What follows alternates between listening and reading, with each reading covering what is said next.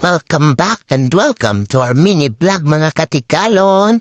May kwento ko lang, may bagong nadiskubre na hack sa pangungutang kaya nagpadali kaming pumunta sa kabilang tindahan. Dito sa bilihan ng mas sabon-sabon sa katawan nang maitry naman namin yung sabon now pay later. Obra kaya dito yung utang na hack na to. At ang kagandahan nito di ka mapupost sa Facebook pero secret to na walang clue. Di ko sasabihin kung paano gawin to. Bahala na kayong magdiskubre nito. Ang lahat ng yan ay dahil kay manager yan ang tinatawag na kami ang bahalang mangutang, si manager kawawang tagabayan.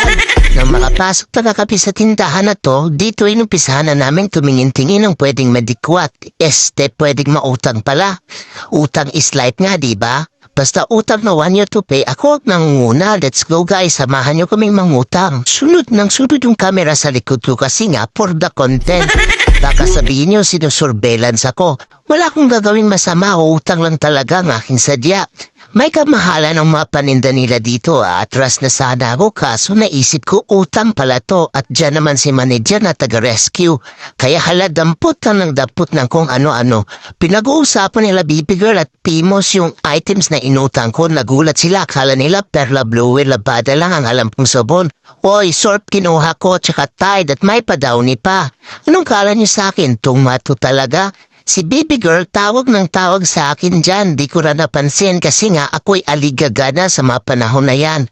Kasi nga parang di uubra yung utang hack na to. Ayan tuloy, English ang kausap ko, sinagot ko ng Ilonggo, nakakatuwa lang, naintindihan niya pa rin ako yung sinabi ko.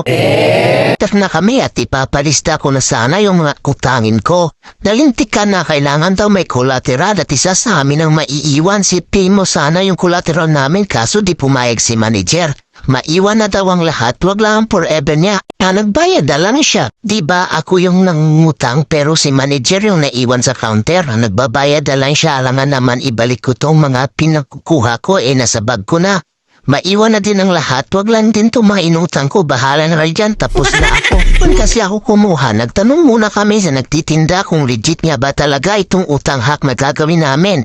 Isabi naman niya, oo daw. Umasa ako, ano ba yan? Kakamubon ko lang sa nagpaasa sa akin tapos ito na naman.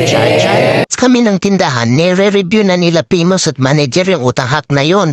At bakit hindi gumana, binipidyo pala sila ni Pipi Girl kasi nga for the content.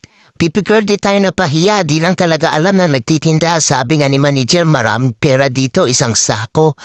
Yung tipong hindi nyo alam gamitin yung utang hack tapos sinisi yung magtitinda. Ay, ako. At babalik sa tindahan na to kasi nga daw di marunong yung nagtitinda o diba kasalanan pa niya lang na makasalanan namin. At dito nagtatapos ang aming content for today. Hanggang sa muli mga batang batibot.